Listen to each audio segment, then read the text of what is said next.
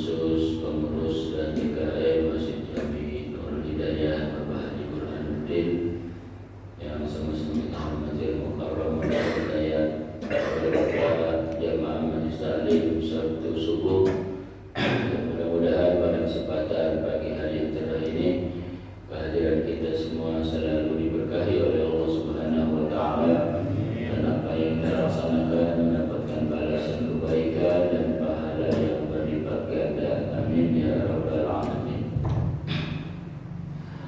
Alhamdulillah, pada kesempatan pagi hari ini kembali kita bersama-sama hadir dan berkumpul di tempat yang mulia ini, yang tentunya melaksanakan satu kewajiban kita sebagai muslim, yaitu thalabul ilmi, dan di mana pada kesempatan hari ini kita masih dalam suasana hari kelahiran Nabi kita Muhammad sallallahu alaihi wasallam, karena kita sudah memasuki dan sudah berada di bulan Rabiul Awal.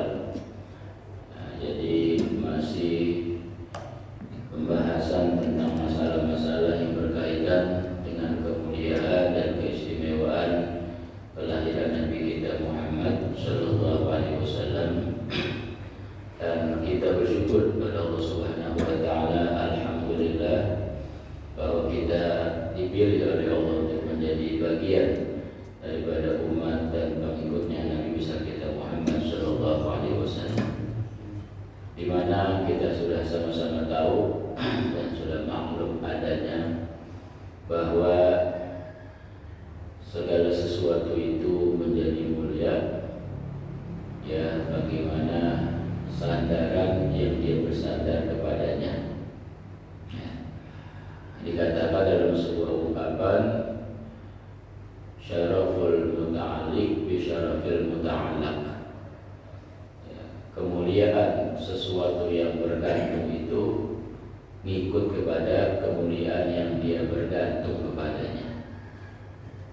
Asalnya ini kita semua adalah makhluk-makhluk yang tidak memiliki kemuliaan.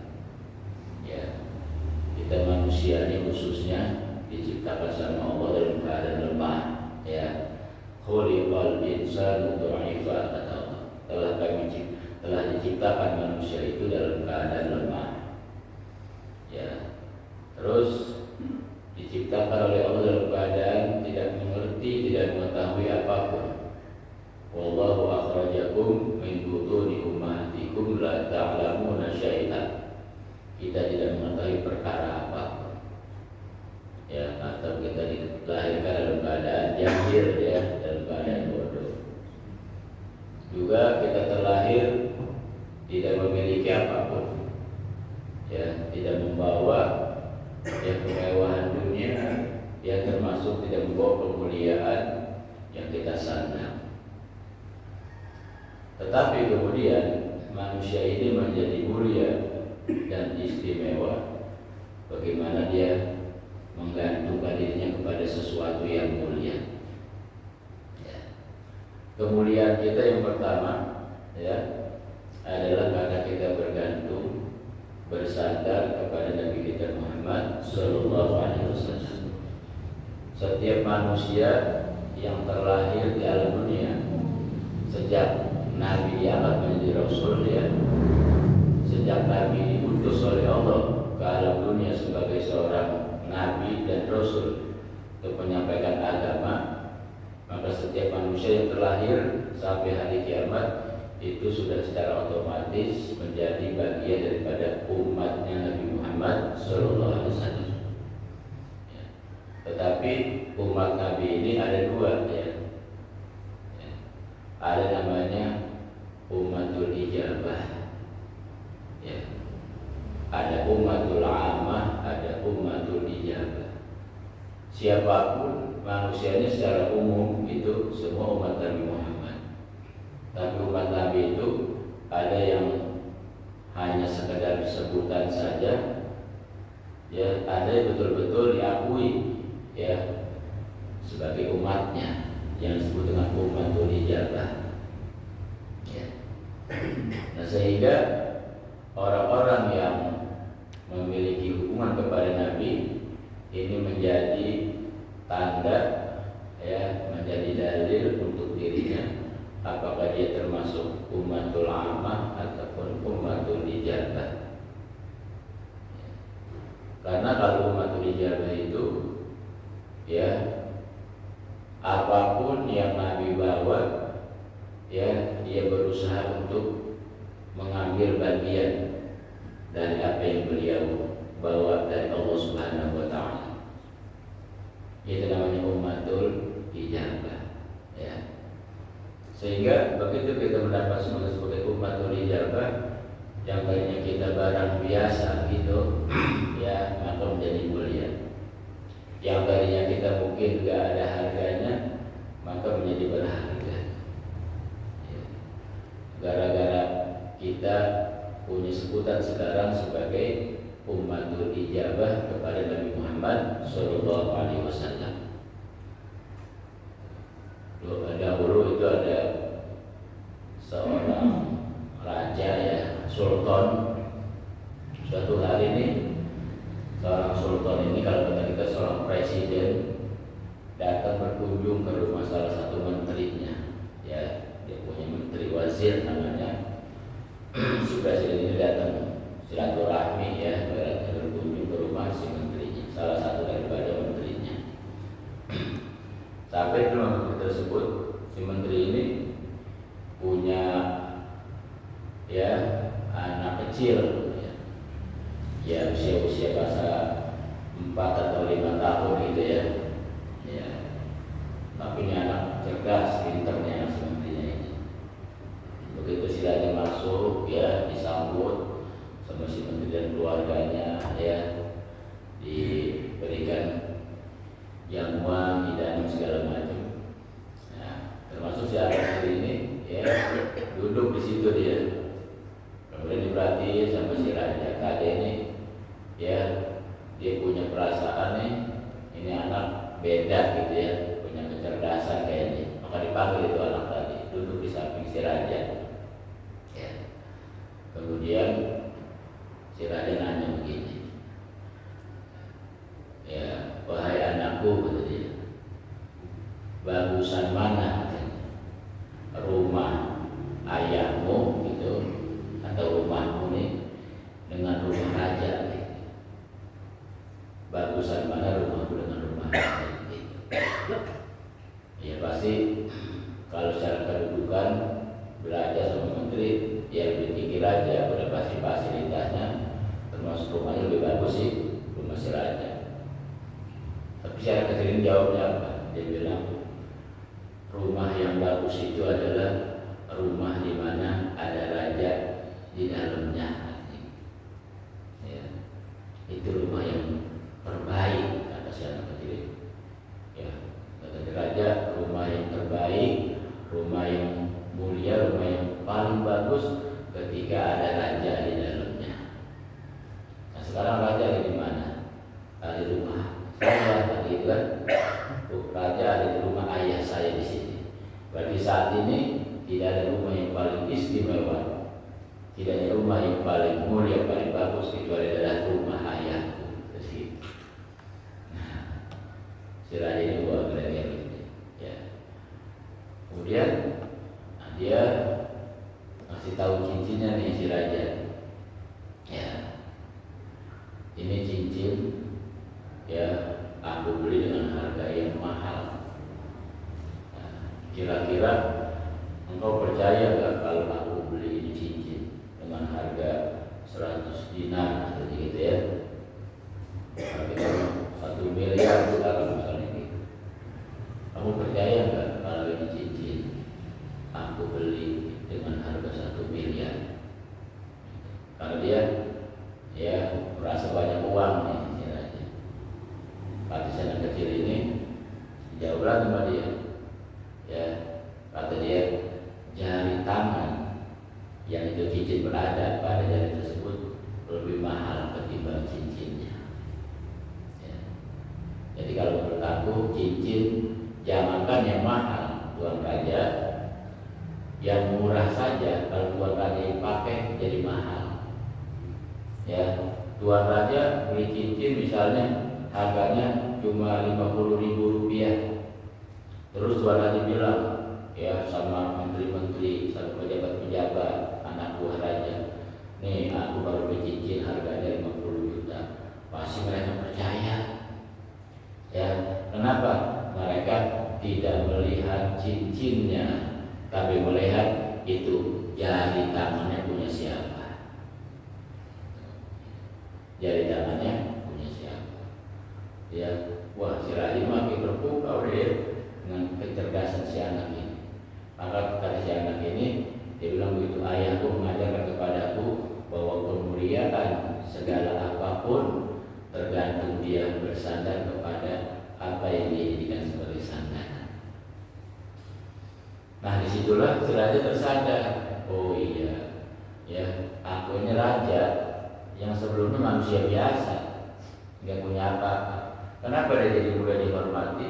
Karena bersandar dengan sesuatu yang mulia, ya, namanya kedudukan sebagai seorang raja, berada di istana, berada di dalam kerajaan. Maka dirinya yang tadinya manusia biasa, sekalipun dia orang kaku, punya kedudukan mulia, jadi terhormat. Ya. Nah termasuk itu keadaan diri kita, coba. Kita hidup di dalam dunia ini nggak punya apa-apa, hakikatnya gitu kan. Kita udah bahas dalam kajian tauhid bahwa segala sesuatu dimiliki Allah Ta'ala. Ya kita hanya sebatas dititipin, diamanatin untuk kita gunakan dengan sebaik-baiknya. Nah, bagaimana itu supaya sesuatu yang sifatnya titipan tadi bisa manfaat, ya bisa bawa kebaikan buat kita? Maka yang pertama, kemana kita sadarkan diri kita ini? Gitu. Ya. Maka tidak ada pilihan buat kita kecuali harus bersandar kepada sesuatu yang paling mulia di sisi Allah Subhanahu wa Ta'ala. Siapa itu yang paling mulia dan apa itu yang paling istimewa di sisi Allah Subhanahu wa Ta'ala? Apakah dunia, apakah surga, ya, apakah malaikat, apa? Ya tentunya Allah sendiri yang kasih tahu kepada kita apa dan siapa yang paling istimewa, yang paling mulia, yang paling agung di sisi Allah Subhanahu wa Ta'ala. Tentunya yang mendapatkan sebuah gelar yang namanya Habibullah. Ya, berarti kalau sudah dapat sebutan Habibullah, kekasih Allah Ta'ala, itu udah pasti sesuatu yang paling mulia dibanding yang lain. Oh ternyata itu gelar Habibullah Allah berikan, Allah sematkan kepada seorang dari bangsa manusia. Ya, bukan dari bangsa malaikat, bukan dari bangsa jin atau dari bangsa yang lainnya, tapi dari bangsa manusia. Dan itu tidak lain adalah Nabi kita Muhammad Sallallahu Alaihi Wasallam. Beliaulah yang mendapatkan gelar sebagai Habibullah, kekasihnya Allah Ta'ala.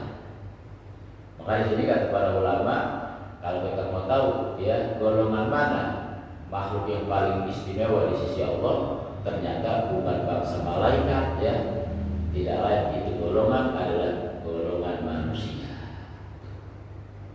Itu yang pertama, kita sebagai manusia aja udah punya kedudukan, ya, menjadi makhluk yang dipilih sama Allah bisa menyamai kemuliaan para malaikat. Lewat siapa itu? Ya tentunya pertama lewat orang-orang pilihan yang disebut para nabi, para rasul, ya Pak ya. Dari mana dilihatnya ini? Kemuliaan manusia bisa melebihi malaikat bahkan. Dilihat yang pertama dari segi keimanan. Tuh, ya. Makanya ini kita punya keimanan, ya sasarannya kepada dua kalimat, yaitu kalimat asyhadu an la ilaha illallah wa asyhadu anna Muhammadar Rasulullah. Itu ketika ada Nabi Muhammad disebut bersanding dengan namanya Allah Ta'ala atau kalimat tauhid la ilaha illallah Muhammadur Rasulullah, itu sebuah isyarat bahwa tidak ada satu makhluk, ya, yang namanya bersanding dengan nama Allah kecuali makhluk itu adalah makhluk yang teristimewa dan paling mulia. Ya. Nah, makanya pertama dilihat dari segi imannya para nabi, para rasul, ya, yang iman mereka itu setiap waktu selalu naik, selalu bertambah, ya, tidak pernah stuck, ya, tidak pernah stuck gitu ibaratnya, tidak pernah stuck, apalagi turun. Setiap waktu selalu naik keimanan para nabi, para rasul. Sehingga dengan keimanan seperti itu mereka bisa melebihi kemuliaannya para malaikat. Kalau malaikat mereka punya iman itu udah stabil, ya, nggak naik nggak turun, ya, udah stabil ya, begitu, udah permanen, nggak mengalami perubahan sedikit pun, naik nggak, turun juga, apalagi, ya. Tapi iman para nabi itu nggak stuck, ya, nggak permanen, tapi setiap waktu selalu naik, terus meningkat. Itu yang membuat mereka menjadi, ya, makhluk yang istimewa di sisi Allah Subhanahu wa Ta'ala. Dan di antara mereka ada yang menjadi pimpinannya, yang imannya sudah mendapatkan sebutan namanya haqiqatul yaqin, ya. Jadi kalau para nabi namanya haqqul yaqin, tapi kalau pemimpinnya itu imannya disebut haqiqatul yaqin, sudah mencapai puncak hakikat keimanan kepada Allah Ta'ala. Dan itulah Nabi kita Muhammad Sallallahu Alaihi Wasallam. Kita ini diumpamakan seperti batu cincin yang murah, ya, yang harganya 5.000 perak dijual di pinggir jalan, ya. Tapi begitu ada presiden lagi lewat di jalan nggak tukang cincin, mampir dulu, dia melihat ada cincin yang menarik, begitu ditanya berapa ini cuma 5.000 Pak, ya. Karena dia suka, ya, dia beli, ya.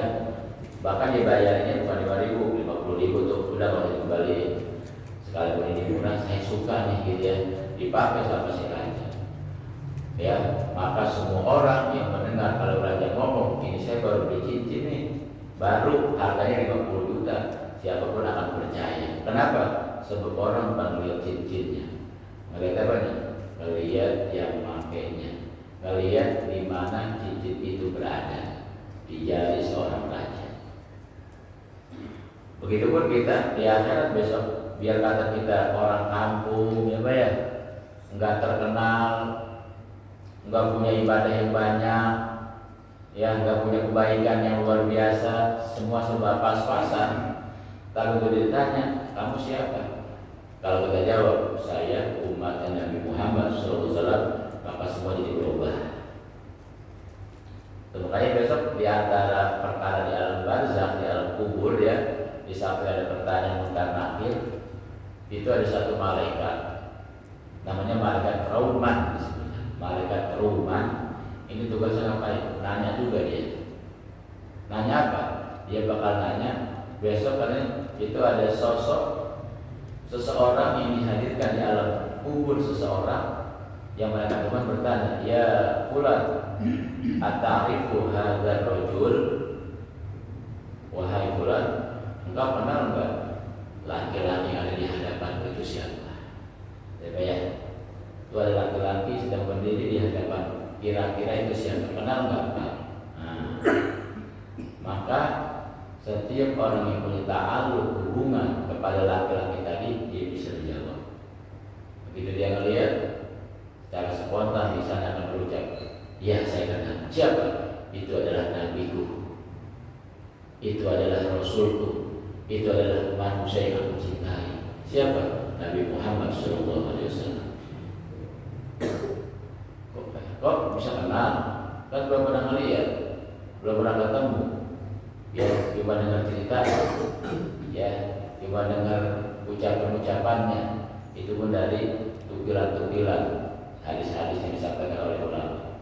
Iya, bukan masalah itunya, masalah ta'alluq batininya tuh, ya. Ada keimanan kepada Nabi Muhammad, itulah yang menggerakkan lisan seseorang untuk bisa mengenali siapa itu laki-laki berada di hadapannya.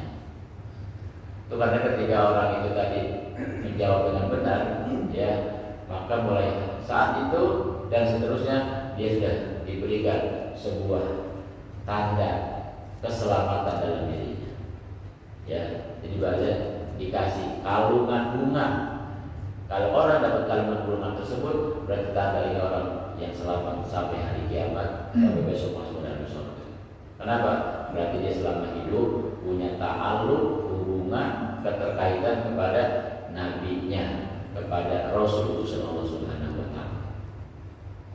Yang tadinya dia aturan jadi susah, jalan kuburnya dia jadi sengsara, tapi karena dia sudah bisa menjawab dan sudah bisa menghubungkan dirinya dengan Nabi Muhammad, maka dia diberikan kemuliaan. Jadi mulia itu. Malaikat enggak melihat lagi amalnya banyak atau sedikit. Ya, sebab urusan amal mah bukan di situ nanyanya. Nanti setelah kiamat di padang mahsyar itu mah. Yang penting mah modal utamanya dulu nih, punya enggak dia? Ya, Muhammadur Rasulullah. Makanya Pak, ini kita ibadah ya. Sebenarnya mah ya, kalau para ulama ngajar ibadah itu tujuannya gak usah niat dari pahala gitu ya. Emang kenapa? Pahala mah tanpa diniatin juga, kalau memang itu kebaikan yang kita kerjain pasti dikasih gitu. Itu mah udah janji Allah ya. Iya, setiap kebaikan yang kita kerjain pahala mah gak usah diminta, bahkan gak usah diniatin. Lalu niat kita ibadah buat apa?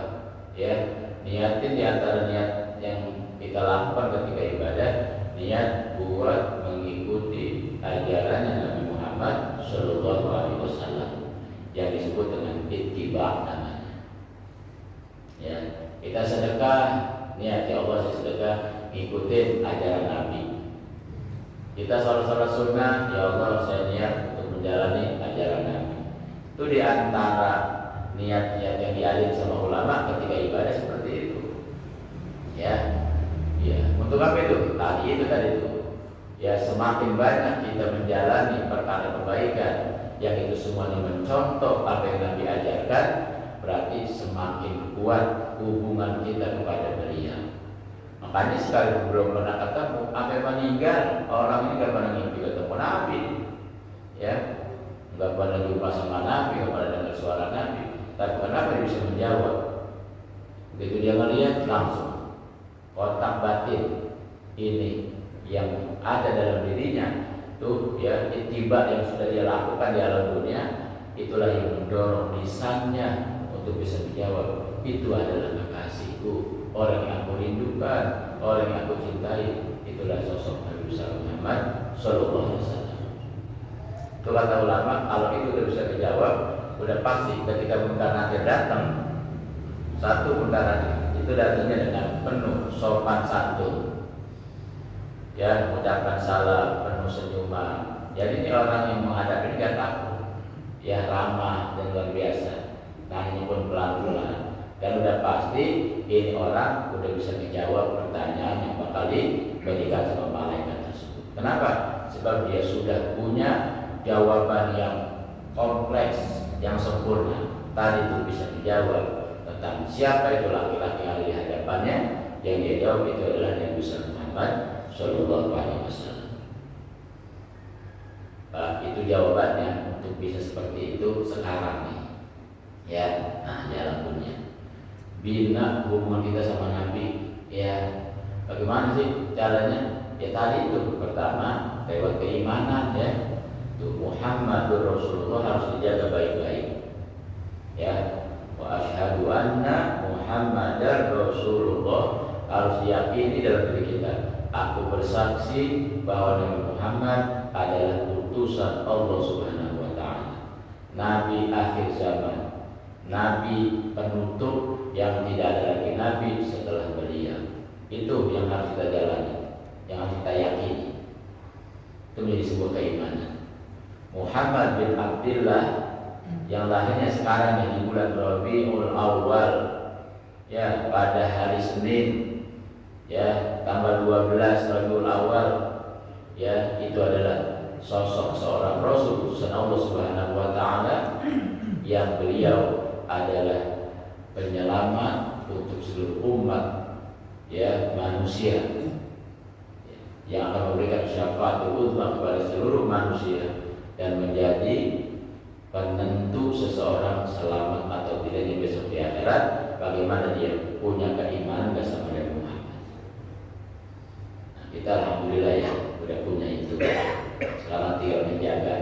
tinggal memperkuatnya. Pakai apa nih supaya iman kepada Nabi semakin kuat, hubungan sama Nabi semakin dekat, ya Pak ya. Bahkan besok kita diakui sama beliau sebagai kekasihnya, sebagai umatnya, sebagai pengikutnya. Sekarang saatnya kita berusaha untuk memperkuat itu semua. Ya, caranya pakai apa? Tadi dengan cara ittiba kepada Nabi Muhammad SAW. Ya, yang Nabi perintah, yang pokok-pokok nih Pak, yang wajib-wajib, ya, jangan sampai ditinggal. Ya, pokoknya yang Allah perintah itulah yang berperintah juga. Nabi ketika mau meninggal ingatin kita supaya jangan ninggalin sholat ya. Tuh, sholat, as-sholat, sholat itu Nabi. Sholat jaga, sholat kerjain. Ya, terus dia termasuk kalau Ramadan beliau contohkan puasa, nah itu ya perkara wajib. Yang punya harta, punya kewajiban zakat, yang mampu, dia punya kewajiban pergi haji, gitu kan? Itu hal-hal yang sifatnya apa? Sifatnya wajib. Ittiba di situ kita. Ya. Kemudian lagi hal-hal yang sunnah. Sunnah Nabi banyak tentunya, ya. Apapun yang kita bisa jalan sunnah-sunnah Nabi. Yang berupa ucapan ataupun berupa perbuatan ataupun hal yang lainnya, ya. Yang bisa kita lakukan walaupun tidak banyak, sunnah Nabi kita jaga. Ya, seperti dahulu ada seorang wali dari golongan perempuan namanya Rabi'atul Adawiyah, ya. Dia setiap malam selalu izin sama suaminya. Ya, kalau suaminya tidak punya hajat kepada dirinya, dia minta izin. Ya, untuk apa ya? Untuk ibadah kepada Allah. Ya, setiap malam sholatnya 1000 rakaat itu Rabi'atul Adawiyah. Ya, ditanya sama suaminya, ya, engkau ini udah punya kunci surga. Apa itu? Keriduan aku. Aku sudah memberikan keriduan kepada engkau. Aku sudah ya senang terhadap apapun yang kau jalan. Dengan senangnya aku, dengan ridho aku, itu menjadi kunci surga buat engkau sebagai seorang istri. Ya, ini sekarang ibadah sampai semalam suntuk, ya. Boleh bilang dari habis sampai subuh, sujud, ruku, ibadah sama Allah Ta'ala. Mau nyari apa lagi gitu ibadah ya. Karena perempuan itu kalau dia bisa menjaga ibadah wajib, dapat ridho suami, udah Pak masuk surga. Bahkan kata Nabi, min ayyi abwabil sya'at, ya, dari pintu yang mana aja yang dia mau ke perempuan. Ya, tapi Rasulullah ya nggak cukup sampai situ, tiap malam dia, ya, kalau nggak ada halangan apapun dia ibadah sama semalam suntuk. Dia bilang apa ketika ditanya seperti itu? Dia bilang, aku nggak nyari pahala, aku nggak lagi nyari surga. Nah, lalu buat apa ibadah sebanyak itu? Apa semalam suntuk? Satu, besok di akhirat aku mau bikin Nabi Muhammad bangga dan senang. Loh kenapa? Ada di antara umatnya dari golongan perempuan. Ya, gue kalau dari wali-wali para laki-laki sering kita dengar banyak ya. Ya wali ini, syekh ini, ya ulama ini, dia malam ibadahnya sekian dari golongan laki-laki. Tapi aku pengen membuktikan bahwa di antara umatnya Nabi Muhammad ada golongan perempuan yang tidak kalah ibadahnya seperti yang golongan laki-laki. Tujuanku satu, supaya Nabi Muhammad senang dan umat bangga. Besok dia bisa ngomong kepada para nabi dan umat-umat terdahulu, nih ya, umat itu bukan hanya yang laki-laki, ada satu orang perempuan yang ibadahnya luar biasa dan akan disebut namaku besok di akhirat, namanya Rabi'atul Adawiyah, dan namaku disebut di lisan makhluk yang paling mulia, di lisannya Nabi Muhammad SAW. Itu tujuan aku hari ini, masya Allah. Ya, ini suaminya bukan cuma dia ridho kan, ya sama Allah, dia bersyukur kepada Allah telah mendapatkan seorang wanita yang soleh, ya, taat kepada Allah dan Rasulnya, juga berbakti kepada suaminya. Ya, makanya kata ulama di antara niat-niat kalau kita mau ibadah, ya bukan cuma kita buat nyari kebaikan atau pahala saja, ya, tapi juga di antaranya untuk mengikuti apa yang Nabi ajarkan supaya Nabi senang sama kita ya Pak ya. Kita ngaji, kita ibadah, Nabi senang. Karena kata Nabi kan setiap waktu, setiap hari ada ngelaporin keadaan umatku. Ini umatmu nih ya, yang ibadah, yang zikir, yang ikut ilmu, yang sholawat, yang segala macam amal kebaikan. Ketika aku dengar laporan seperti itu, ya aku gembira senang. Fahamitullah, maka aku memuji kepada Allah. Alhamdulillah ya Allah, umatku ada yang ibadah, banyak melakukan menjalani ajaran. Tapi mereka juga ada yang laporan, tapi ada juga umatmu yang masih maksiat, belum mau ibadah, masih bergelimang dosa. Maka Nabi dengar itu, dia pasti sedih, gitu ya. Tapi begitu Nabi sedih, apa kata Nabi? Fastaghfirullah. Maka aku mohonkan ampun kepada Allah Ta'ala untuk kalian. Ya Pak ya, Nabi tiap hari kalau kita mau tahu, di samping bersyukur, ngelihat umatnya yang ibadah, juga Nabi istighfar, ya Allah ampuni dia dosa umat-umatku yang masih bergelimang dengan dosa, yang masih maksiat kepadamu. Ya ampuni dosa mereka, maafkan kesalahan mereka dan bimbing mereka ya Allah untuk selalu berada di jalan yang Engkau ridhoi. Itu Nabi, dia udah meninggal menurut kita ya Pak ya. Tapi kalau kita mau tahu, doa setiap hari begitu kepada kita umat. Makanya untuk mewujudkan doa Nabi ini supaya dikabul sama Allah, kita sadar diri harus berusaha bantuin Nabi. Ya, supaya beban beliau besok di akhirat nggak berat, karena melihat umatnya banyak yang berdosa. Maka kita berusaha memperbaiki diri. Tujuannya apa?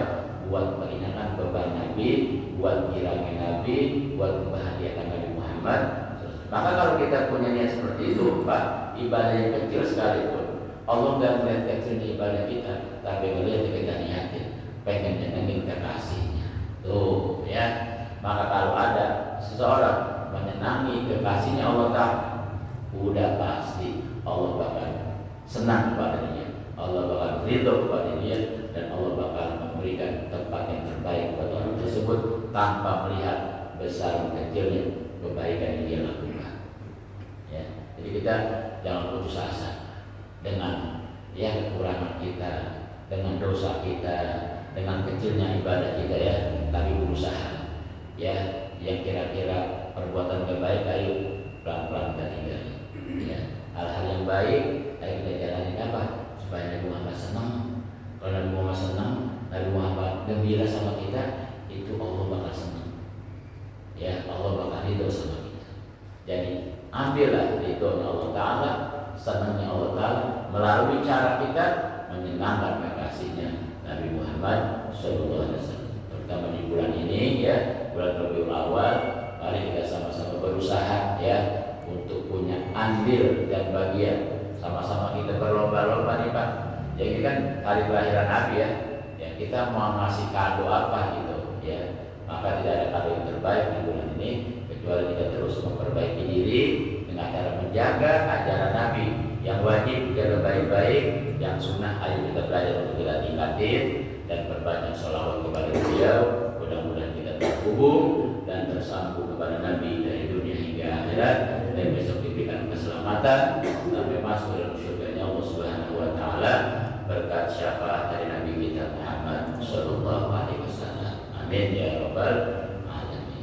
Ini saja pada pagi hari ini ya pembahasan yang kita muzakarahkan karena masih edisi Maulid ya.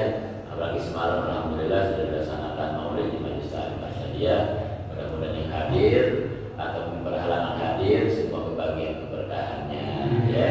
Saya mewakili keluarga besar Majelis Ta'lim Arsyadiyah mengucapkan ribuan terima kasih khususnya pada para jamaah Nurul Hidayah ya yang telah turut andil membantu kegiatan semalam. Mudah-mudahan yang sudah membantu Allah balas rezekinya dengan yang berlipat ganda ya, yang diniatkan buat orang-orang tua yang sudah meninggal dunia, mudah-mudahan mereka diampuni dosa-dosanya dan diberikan tempat yang mulia bersama Nabi kita Muhammad Sallallahu Alaihi Wasallam. Amin ya Rabbal Alamin. Al-Fatihah.